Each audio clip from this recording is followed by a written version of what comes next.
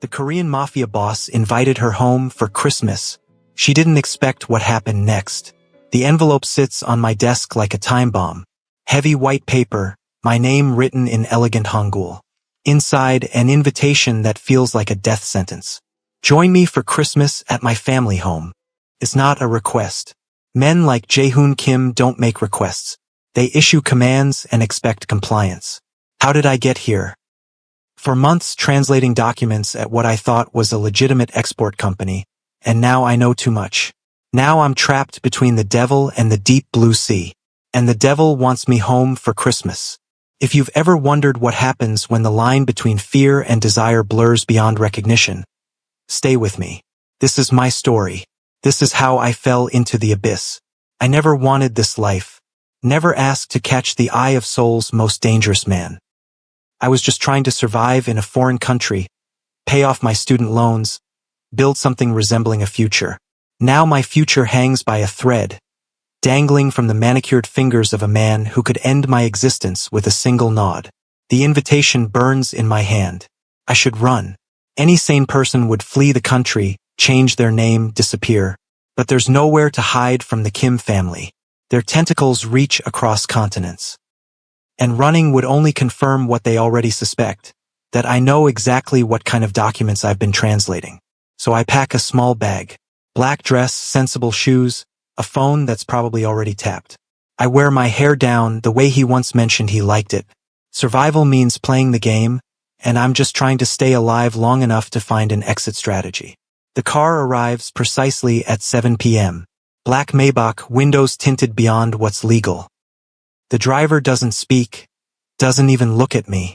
I sit in the back seat, my heart hammering against my ribs so loudly I'm certain he can hear it through the partition. We leave Seoul behind, the neon lights fading as we climb into mountains I don't recognize. No GPS on my phone. No landmarks I can use to orient myself. Just darkness and the growing certainty that I've made a terrible mistake. I hate how my body betrays me when I think of him. Hate the heat that floods my cheeks, the quickening of my pulse that has nothing to do with fear. Jae-hoon Kim, 34 years old, built like he was carved from stone. A face that belongs in museums, all sharp angles and cold perfection. Eyes that see through every lie I've ever told myself. I hate him for what he is. Hate myself more for what I feel. The estate appears suddenly, rising from the mountainside like a fortress. Traditional Korean architecture blended with modern security. High walls topped with discreet cameras. Guards who don't bother concealing their weapons. This is no home. It's a compound, a fortress, a prison with silk sheets and heated floors. The car stops. Nobody opens my door. I'm expected to walk into hell of my own accord. He waits at the entrance, silhouetted against warm light. Broader than I remembered. More imposing. His tailored suit does nothing to disguise the power in his shoulders, the lethal grace in his stance. This man has killed people. I know this with bone-deep certainty. The same hands that signed my employment contract have ended lives. You came. His voice is lower than it is at the office, rougher around the edges. His English perfect but accented. I hate how it slides down my spine, how it makes me want to lean toward him instead of running away. I don't trust myself to speak. Just nod, clutching my overnight bag like it might shield me from whatever comes next. His eyes drop to my white-knuckled grip, and something that might be amusement crosses his face. Not a smile. I've never seen him smile, but a softening around his eyes. You think I invited you here to hurt you? Not a question. A statement of fact that hangs between us. You think you know what I am. I do know. For months of translating shipping manifests that don't match customs declarations. Property deeds for buildings where fires conveniently erupt. Contracts with clauses that amount to indentured servitude. I know exactly what he is. But I don't know why I'm here. Why me with my community college degree and my second-hand clothes? Why not one of the sleek Korean women who work in his legitimate businesses, who understand the world he inhabits? He leads me inside. His hand not touching me but hovering near the small of my back. A phantom pressure that makes my skin prickle through my coat. The house is a study in contradictions. Traditional elements, Low tables, rice paper screens, celadone pottery in alcoves, mixed with cutting-edge technology and luxury. Everything pristine. Everything perfect. Everything dangerous. The first thing I notice is the absence of Christmas decorations. No tree, no lights, no concession to the holiday mentioned in his invitation. The second thing I notice is the silence. A house this size should have staff, movement, life. Instead, it feels like a museum after hours. Preserved, protected, empty of everything but ghosts. The others will join us for dinner. He doesn't specify who the others are. I imagine more men like him, hard-eyed, hard-bodied enforcers with concealed weapons and unconcealed disdain for an American translator who doesn't belong in their world. He shows me to my room personally. No staff, no assistants. Just him, leading me down corridors that seem designed to disorient. The room itself is traditional. Tatami mats, futon instead of a Western bed, sliding doors made of rice paper and dark wood. Beautiful, austere, a gilded cell. 1 hour, he says, leaving me at the threshold. Not an explanation, just another command. 1 hour to what? Prepare myself? Pray? Plot and escape through windows I already know will be locked. Alone, I finally exhale. My bag drops to the floor, and with it, the last of my composure. My hands shake as I splash cold water on my face from a porcelain basin that probably costs more than my monthly rent. The mirror shows me a stranger. Too pale, eyes too wide, fear written in every line of my face. What am I doing here? What does he want from me? I've heard whispers about the Kim family's business practices, about rivals who disappear, about politicians who suddenly change their votes after private meetings.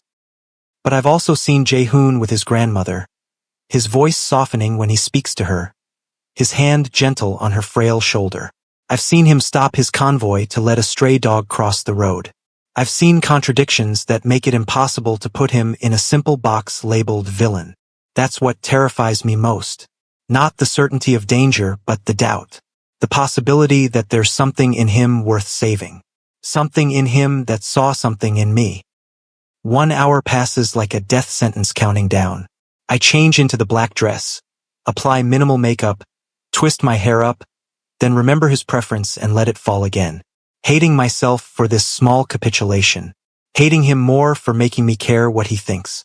I find my way back to the main room through trial and error, through corridors that all look the same, past doors I don't dare open. The house feels like a labyrinth designed to trap unwary visitors. By the time I reach the central living area, my palms are sweating and my heart is racing. They're waiting for me, not the army of enforcers I imagined, but a smaller, more intimate group. 5 men besides Jae-hoon, all in dark suits, all with the same watchful stillness that speaks of violence held in careful check. And 1 woman, ancient, tiny, dressed in a traditional hanbok, her white hair pulled back severely from a face mapped with wrinkles. Jae-hoon's grandmother. I recognize her from photos in his office. The family matriarch. The woman who raised him after his parents were killed in what the newspapers called a car accident, but office gossip attributed to a rival organization. Her eyes find me immediately, sharp and assessing despite her age. She says something in rapid-fire Korean that makes the men shift uncomfortably. All except Jae-hoon, who responds with calm deference, his gaze never leaving my face. My grandmother welcomes you, he translates, though I suspect what she said was far more complicated. She says it's about time I brought someone home. Brought someone home. Like I'm a stray cat he found in an alley, not a prisoner being held in a gilded cage. The other men watch me with expressions ranging from curiosity to open hostility. They don't introduce themselves, and Jae-hoon doesn't offer introductions. I know their faces from company files, know their roles in the organization. The accountant who launders money through shell corporations. The former special forces officer who handles security. The lawyer who finds loopholes in international law. The cousin who manages the gambling operations. The childhood friend who oversees territories in Busan. I am standing in a room with the leadership of one of Korea's most powerful criminal organizations, and I'm expected to make small talk over dinner. The meal is served in a formal dining room with a view of mountains silhouetted against the night sky. Traditional Korean dishes presented on handmade pottery. No one speaks as servers bring course after course, their eyes carefully averted, their movements precise and practiced. I eat mechanically, tasting nothing, aware of Jae-hoon's gaze on me throughout the meal. The grandmother speaks occasionally, always in Korean, always looking at me as though I might understand through sheer force of will. Jae-hoon translates selectively, filtering her words through some internal process I can't begin to comprehend. She asks if you're comfortable. She wants to know if you enjoy Korean food. She says your hair is beautiful. I respond with careful politeness, aware that every word is being weighed and measured by 6 pairs of calculating eyes. The other men rarely speak, and when they do, it's to Jae-hoon, not to me. I am a curiosity, an anomaly, a potential weakness in their armor. After dinner, the grandmother retires, escorted by the youngest of the men. The others remain, and the atmosphere shifts subtly. Business, not pleasure. They speak in rapid Korean, occasionally glancing my way when certain topics arise. I pretend not to understand the fragments I catch, numbers, locations, names I've seen in documents.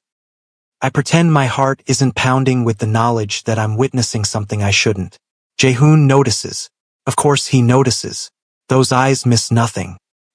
He dismisses the others with a gesture that brooks no argument, and suddenly we're alone in a room too large for 2 people, the silence between us heavy with unspoken questions. You understand more than you pretend to. His voice is neutral, but the accusation lands like a slap. How much Korean do you actually know? Not enough to save myself. Too much to claim ignorance. I settle for a half-truth. I've been learning. It seemed prudent. Prudent. He repeats the word, rolling it around like he's tasting it. Yes, you are nothing if not prudent, Mila. Careful. Observant. Too observant, perhaps. There it is, the threat lurking beneath the surface hospitality. The reminder that I know too much, have seen too much. That my continued existence depends entirely on his whim. Why am I here? I finally ask, my voice steadier than I feel. Why invite me to your home? Why introduce me to your family, to your... I hesitate, not wanting to say criminal associates out loud. My colleagues? He supplies, with that not-quite smile that never reaches his eyes. Why do you think? Because I'm a loose end. Because it's easier to make someone disappear from a remote mountain compound than from a sole apartment building with witnesses and security cameras. Because Christmas is as good a time as any to tie up loose ends. But none of that explains the grandmother, the formal dinner, the private room with its expensive furnishings. None of that explains the way he's looking at me now, like I'm a puzzle he's trying to solve. I don't know, I admit, hating the vulnerability in my voice. I don't understand any of this. He steps closer, and it takes everything in me not to back away. He smells expensive. Sandalwood and something darker, something uniquely him. His proximity scrambles my thoughts, makes it hard to remember why I should be afraid. You translate documents, he says, his voice low and intimate. But have you considered that documents aren't the only things that need translating? That sometimes people need translating too. I don't understand what he means, and my confusion must show on my face because he continues. I brought you here because you see things others don't. You notice details. You read between lines. And I need someone who can do that right now. It's not what I expected.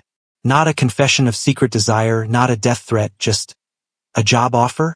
Something about this doesn't add up, doesn't make sense with what I know about him, about his organization. What exactly are you asking me to do? His eyes hold mine, and for the first time, I see something like uncertainty in them. I'm asking you to watch, listen, tell me what you see, who you trust, who you don't. I'm asking you to be my eyes when mine are too clouded by history to see clearly. Before I can respond, a commotion erupts from elsewhere in the house. Raised voices, hurried footsteps. Jae-hoon's posture changes instantly, tension radiating from every line of his body.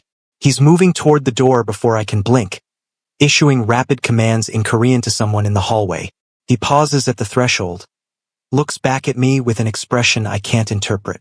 Stay here. Don't leave this room until I come for you. Then he's gone, and I'm alone with the cooling tea and the growing certainty that I've stepped into something far more complicated than a simple invitation to Christmas dinner. I don't stay in the room. Of course I don't. The moment the sounds of footsteps fade, I'm at the door, then in the hallway, following the echoes of urgent conversation to their source. I tell myself it's self-preservation, that I need to know what's happening to assess my own danger. But beneath that lies a more uncomfortable truth. I'm worried about him, about what that shouting means, about why his face went so blank, so cold when he heard it. I find them in what must be his office, a modern space incongruous with the traditional architecture of the rest of the house. Glass desk, state-of-the-art computers, wall-mounted screens displaying security camera feeds from multiple locations. Jae-hoon stands with his back to the door, facing 3 of his men. The tension in the room is palpable, a living thing with teeth and claws. They're speaking Korean too fast for me to follow completely, but I catch enough. A shipment intercepted. Someone talking to prosecutors. A leak somewhere in the organization. Accusations flying, fingers pointing, voices rising. Jae-hoon is the only one not shouting. His voice deadly calm in a way that's more frightening than anger. I must make some sound. A gasp, a step too heavy, because suddenly they all turn, and I'm pinned by 4 pairs of eyes. One of the men reaches inside his jacket, and I know with sickening certainty that he's going for a weapon. Jae-hoon stops him with a word sharp, commanding. Then he's crossing to me, his face a mask of controlled fury. I brace for violence, for punishment, but his touch when it comes is surprisingly gentle as he takes my elbow and steers me away from the door. I told you to stay in the room. His voice is tight, controlled, but beneath it I hear something else. Concern? Fear? Not for himself. I can't imagine this man fearing anything. But for me, I heard shouting. I say lamely, as if that explains my disobedience. I thought. You thought what? That you would investigate? Insert yourself into a dangerous situation. His fingers tighten slightly on my arm, then release as if he's forcing himself to be gentle. Do you have any idea what could have happened if you'd walked in on anyone but me? I do. I've translated enough documents to know exactly what happens to people who see things they shouldn't, who know things they shouldn't. My mouth goes dry, my pulse hammering in my throat. I'm sorry, I whisper. Though sorry doesn't begin to cover the magnitude of my stupidity. He studies my face for a long moment, then sighs, a sound so human, so weary that it catches me off guard. You're not safe here tonight, not with this happening. I need to get you away from the compound. Not safe. The words should terrify me, but instead, a strange calm descends. This at least is honest. This is the danger I've been anticipating since the invitation arrived. Better a known threat than the uncertain limbo I've been suspended in. Where will you take me? To some secondary location where my disappearance won't be connected to him? To a quiet place where bodies can be disposed of without witnesses. His jaw tightens, and I realize he's read the fear in my question. Somewhere safe. Somewhere only I know about. He hesitates, then adds, I won't hurt you, Mila. Whatever you think of me, whatever you believe I've done, I have never harmed someone under my protection. And right now, you are under my protection. I want to laugh at the absurdity of it. The criminal protector. The dangerous savior. But there's something in his eyes that stops the bitter sound in my throat. Something raw and honest that I haven't seen before. Why? I ask, the question encompassing everything. Why protect me? Why bring me here? Why care what happens to one insignificant translator who knows too much? He doesn't answer directly. Just says, pack your things. We leave in 5 minutes. 5 minutes to gather my barely unpacked belongings. 5 minutes to decide if I trust this man enough to go anywhere with him alone. 5 minutes to contemplate the alternative. Staying in a house full of angry, armed men who see me as a liability. In the end, it's no choice at all. I follow him to a garage housing a collection of vehicles that would make a luxury car dealer weep. He bypasses the ostentatious sports cars, the armored SUVs, selecting instead an unremarkable sedan with tinted windows. Practical. Anonymous. A car no one would look twice at. He drives himself, no chauffeur, no security detail. Another departure from the carefully controlled existence I've glimpsed. We leave through a side gate, avoiding the main entrance with its guards and cameras. He drives with the same intensity he brings to everything, hands precise on the wheel, eyes constantly checking mirrors, routes seemingly random to avoid any possibility of being followed. I should be terrified. I'm alone in a car with a man I know to be dangerous, heading to an unknown location. My phone left behind at his instruction. They can track it, he said, offering no explanation of who they might be. I should be planning my escape, watching for police stations or populated areas where I could run, scream, attract attention. Instead, I find myself studying his profile in the dim light of the dashboard. The sharp line of his jaw, the slight furrow between his brows as he concentrates on the road. He looks younger away from the office, away from his men. More human somehow.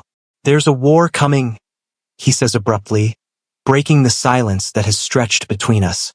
Within the organization, lines being drawn, loyalties being tested. His eyes flick to me briefly before returning. To the road. That's why I brought you to the compound. I needed to see who would object. Who would see you as a threat.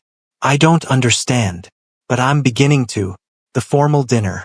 The introduction to key members of his organization. The grandmother's approval. I wasn't just a guest. I was a litmus test. My father built this organization. He continues, his voice detached, almost clinical. My uncle maintained it after his death. Now my uncle is dying and there are disagreements about succession. About the future direction of our interests. Our interests. Such a bland term for what I know those interests to include. Protection rackets, gambling, smuggling, probably worse that I haven't seen documented. And where do I fit into these succession plans? I ask, my voice steadier than I feel. He's quiet for so long I think he might not answer. When he does, his words steal the breath from my lungs. You're my weakness. Or at least that's what they think. His knuckles whiten on the steering wheel. A foreign woman. An unknown quantity. Someone who could compromise me. Distract me at a critical moment. My weakness. The implications of that simple phrase cascade through me like falling dominoes. He cares for me. In some capacity, in some way I haven't allowed myself to acknowledge, this dangerous man harbors feelings for me that extend beyond employer and employee. And those feelings have put me in danger. And what do you think? I ask, barely breathing. His eyes meet mine for a heartbeat, dark and unreadable in the dim car. I think you're the only clear-eyed person in a room full of blind loyalties and ancient grudges. I think you see me, not the reputation, not the position, but me. And I think that makes you not a weakness, but the only advantage I have right now. We drive for what feels like hours. The landscape changing from mountains to forest, the roads narrowing, civilization falling away behind us. Eventually, we turn onto a barely visible track that winds through dense trees. No streetlights here. No signs of human habitation. Just wilderness and the growing knot of anxiety in my stomach. The cabin appears suddenly small, traditional, but with modern touches visible even in the darkness. Solar panels on the roof. Satellite dish discreetly mounted. Windows with the telltale thickness of bulletproof glass. My grandfather built this place, Jae-hoon says as he kills the engine. Before the family business expanded, before Seoul, before everything. No one knows about it except me. Not even my grandmother. A secret refuge. A bolt hole. The kind of place a man like him would keep for emergencies, for when he needs to disappear. And he's brought me here. I'm not sure if that's meant to reassure me or terrify me further. The interior is spartanly furnished but comfortable. Wood floors, minimalist furniture, a stone fireplace that dominates one wall. It smells of cedar and pine, of mountains and isolation. Jae-hoon moves through the space with familiar efficiency, checking security systems, starting a fire, setting out supplies he's apparently stored here for just such occasions. I stand awkwardly in the center of the main room, still wearing my black dress, still clutching my overnight bag, still trying to process everything that's happened since that envelope appeared on my desk. You should rest, he says, not looking at me as he arranges logs in the fireplace. There's a bedroom through that door, bathroom attached. Everything you need should be there. Everything except answers. Everything except certainty. Everything except some assurance that I'm not making the biggest mistake of my life by being here with him. And where will you sleep? I ask, hating how small my voice sounds. Now he does look up, those dark eyes reflecting the growing flames. I won't. Not tonight. Someone needs to keep watch. Keep watch. Against what? Against whom? The questions pile up in my throat, too numerous and tangled to voice. Instead, I retreat to the offered bedroom, closing the door between us with a soft click that feels strangely final. The room is like the rest of the cabin, simple, functional, beautiful in an understated way. The bed is Western style, piled with blankets against the mountain cold. The bathroom has modern fixtures despite the rustic setting. Someone has thought of everything, toiletries, towels, even a robe hanging on the back of the door. I shower mechanically, letting hot water sluice away the tension of the day, trying not to think about what happens next. When I emerge, wrapped in the too large robe that must be his, the exhaustion hits me like a physical force. I barely make it to the bed before collapsing, sleep claiming me despite the churning anxiety, despite the strangeness of my surroundings. I dream of dark eyes and gentle hands and danger lurking just out of sight.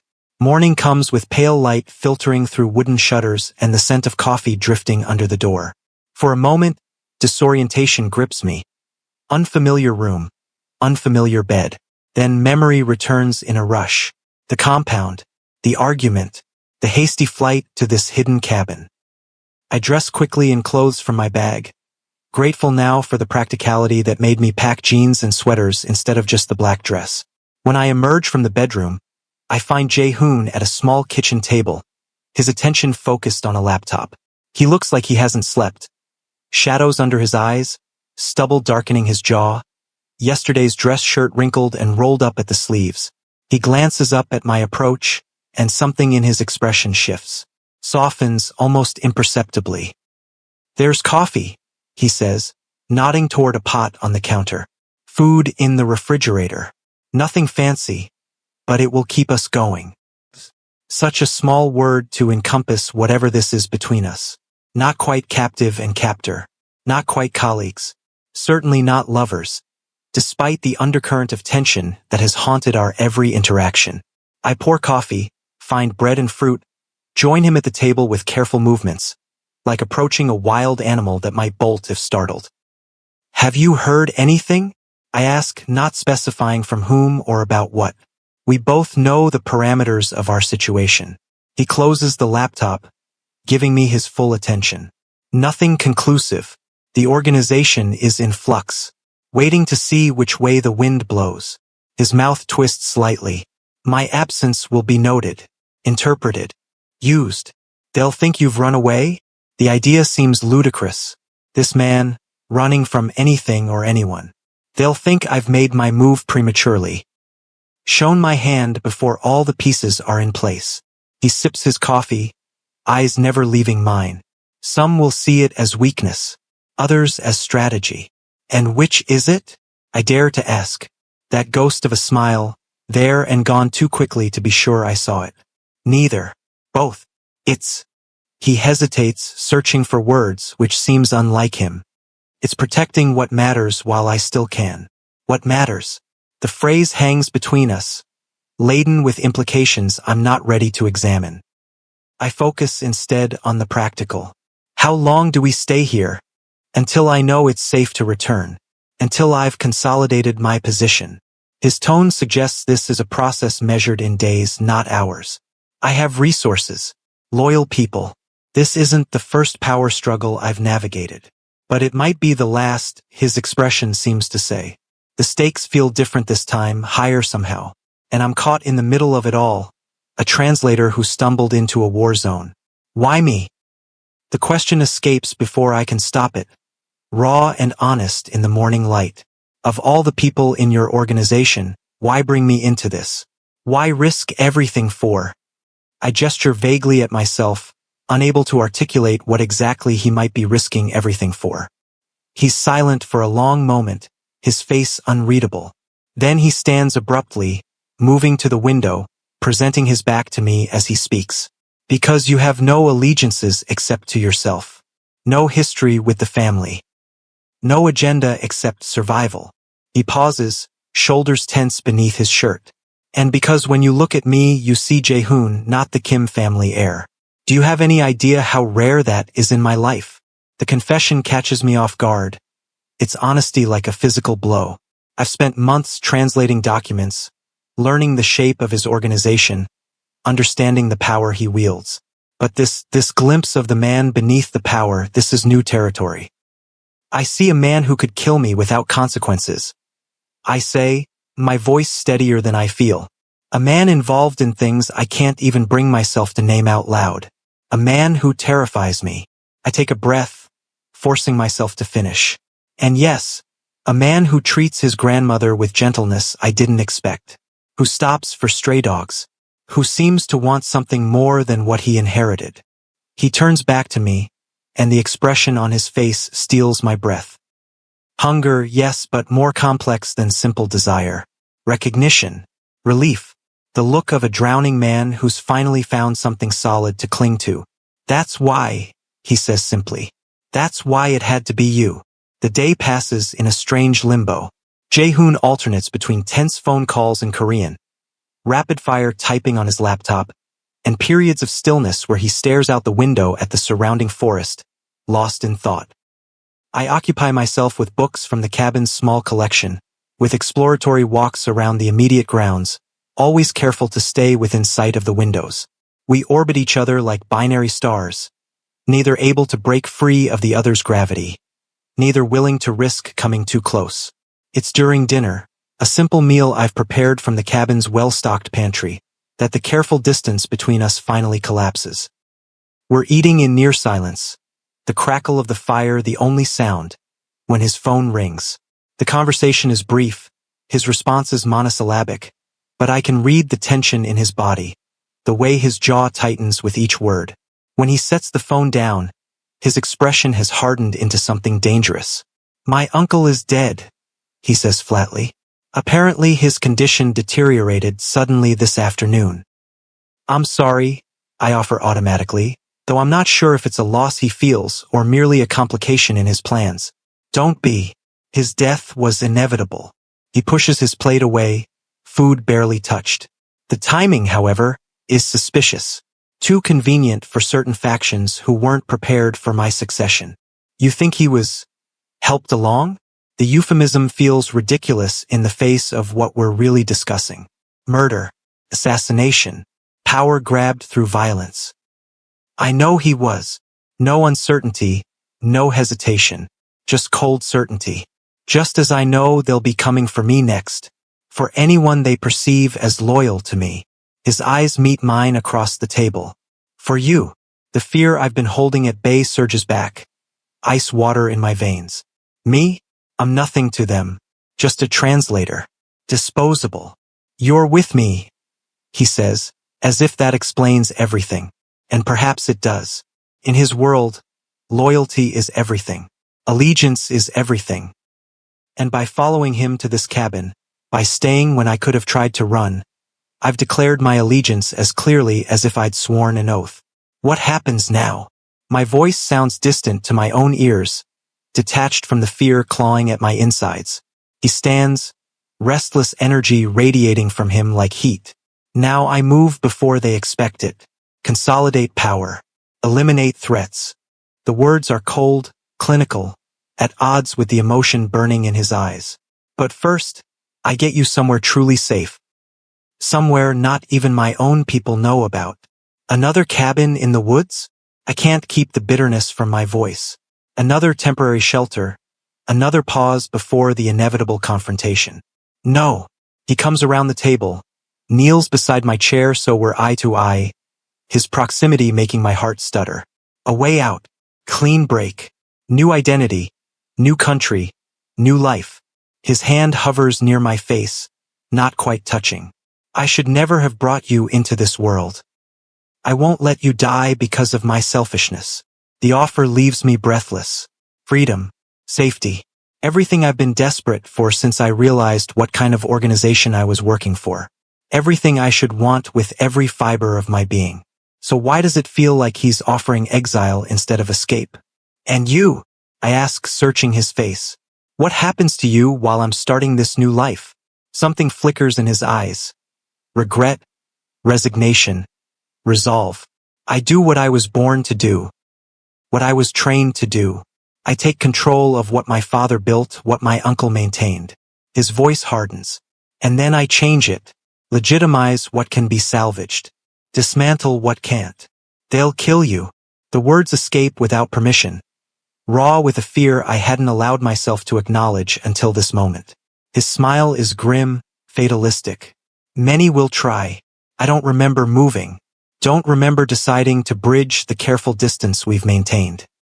But suddenly my hands are gripping his shoulders. My face inches from his. Anger burning away fear. And that's it? You send me away to safety while you martyr yourself to some grand plan of redemption? You think that's what I want? His expression darkens. Hands coming up to grip my wrists. Not painfully but firmly. What you want doesn't matter. Not in this. Your safety matters. Your life matters. My choice matters. The words tear from my throat, loud in the quiet cabin. You say I see you when others don't. You say that's why you brought me here. But you don't see me at all if you think I'm going to run away while you face this alone. Something dangerous flashes in his eyes. Something that should terrify me but instead sends heat spiraling through my body. You don't understand what you're saying. What it would mean to stay. The danger. I've been translating your documents for months. I interrupt, voice shaking with emotion. I know exactly what your world involves. What your family does. What you've done. I'm not naive. Then you're a fool. His grip tightens, then releases suddenly, as if he's afraid of hurting me. He stands, putting distance between us. You could have a normal life. Safety. Freedom. Everything I can't give you. I don't want normal. The admission surprises even me. Truth dragged unwillingly into the light. I haven't wanted normal since the first time you looked at me across that conference table. Since the first time I felt the danger and the promise in that look. He goes still, utterly still in the way predators do before they strike. Don't, he says, the word both warning and plea. Don't say things you'll regret when the danger passes, when reality returns. I stand, closing the distance he's created, reckless now with a clarity that feels like falling.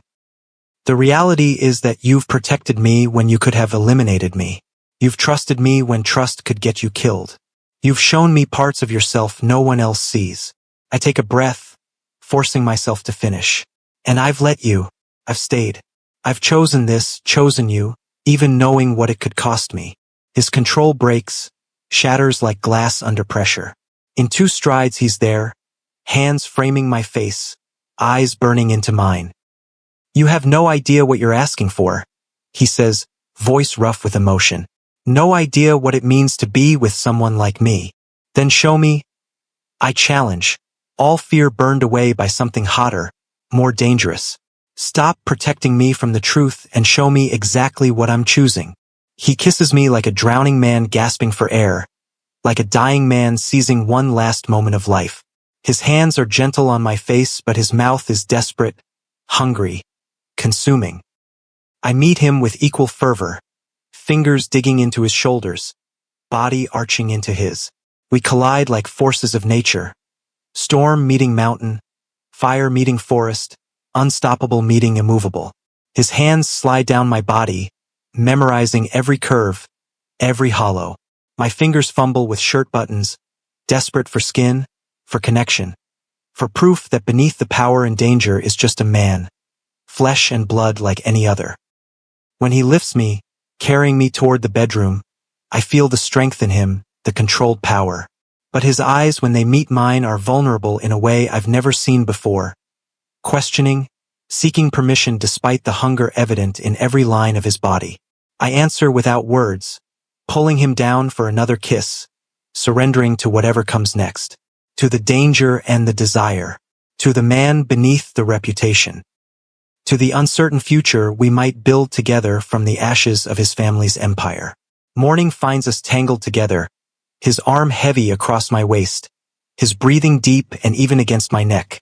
For the first time since I met him, he looks peaceful. The perpetual tension eased from his face in sleep. I traced the lines of him with careful fingers, the slope of his shoulder, the curve of his jaw, the scars I discovered in darkness that tell stories he hasn't shared yet. His eyes opened slowly, focusing on me with a clarity that suggests he's been awake longer than he's let on. Watching me watch him. His thumb traces my lower lip, a gesture both tender and possessive. "No regrets?" he asks, voice rough with sleep and what passed between us in the night. I shake my head, curling closer into his warmth. "None." "You?" The smile that breaks across his face is like sunrise after endless night, transforming his features from handsome to breathtaking. "Only that I waited so long to bring you here." He sobers, thumb now tracing my cheekbone. "It won't be easy what comes next. My world isn't kind to weakness, to vulnerability. And whatever is between us, they will see as both. Then we don't give them the chance." I say, an idea that has been forming in my subconscious finally taking shape. "We strike first. Together." He raises an eyebrow, that ghost of a smile returning. "Together?" And what exactly does the translator propose to contribute to a war between criminal factions? The old me would have flinched at his tone, would have backed down in the face of his experience, his expertise in violence. But I'm not the same woman who received that envelope what feels like a lifetime ago. This cabin, this man, have changed me irrevocably. Information, I say with quiet confidence. Documentation, proof of who can be trusted and who can't. I've been translating the organization's documents for months, cross-referencing, connecting dots you're too close to see clearly. I know who's been skimming profits, who's been making side deals with rivals, who's been lying to your face while plotting behind your back. His expression shifts from skepticism to interest to something like admiration. "You've been investigating my own organization? Without authorization? Without protection?" I lift my chin, refusing to be intimidated. I wanted to understand what I'd stumbled into, what kind of man I was working for, what kind of world I'd entered. He laughs then, a genuine sound that transforms his face, makes him look his age rather than aged by responsibility and violence. "You're either the bravest woman I've ever met or the most foolish." His fingers tangle in my hair, drawing me closer. "Perhaps both. Does it matter which if I'm right? If I can help you take control without bloodshed, without civil war within your ranks." His expression sobers, thumb tracing the line of my jaw. "It matters to me. Your safety matters to me. More than power, more than legacy, more than anything my father built or my uncle preserved." The confession steals my breath, more intimate than anything that passed between us in the darkness. This is the true risk for him, not physical danger, which he's lived with all his life, but emotional vulnerability. The admission that there's something he values above the empire he's poised to inherit. "Then let me help you secure both," I say, covering his hand with mine. "Let me give you the information you need to take control cleanly, decisively. And then," I hesitate, the future beyond that moment still hazy, uncertain. "And then we decide what kind of legacy to build." He finishes, eyes never leaving mine. "What kind of life we want. Together, together." The word hangs between us, heavy with promise and possibility. Not a guarantee. Nothing in his world comes with guarantees. But a commitment, a beginning rather than an ending. I seal it with a kiss, soft and sure, my decision made. Whatever comes next, danger, power struggles, the weight of his family's legacy, we'll face it united. The translator and the mafia heir. An unlikely pair forging an uncertain path towards something that might, against all odds, resemble redemption. When we finally leave the cabin 3 days later, driving back towards Seoul and the confrontation that awaits, I'm not the same woman who arrived. The fear is still there. I'm not foolish enough to think otherwise, but it's tempered now by resolve, by clarity, by the certainty that whatever happens, I've made my choice with eyes wide open. Jae-hoon drives with one hand on the wheel, the other resting on my knee, a casual intimacy that would have been unthinkable a week ago. His phone rings constantly, lieutenants seeking direction, allies confirming support, enemies probing for weakness. But his attention always returns to me. His anchor in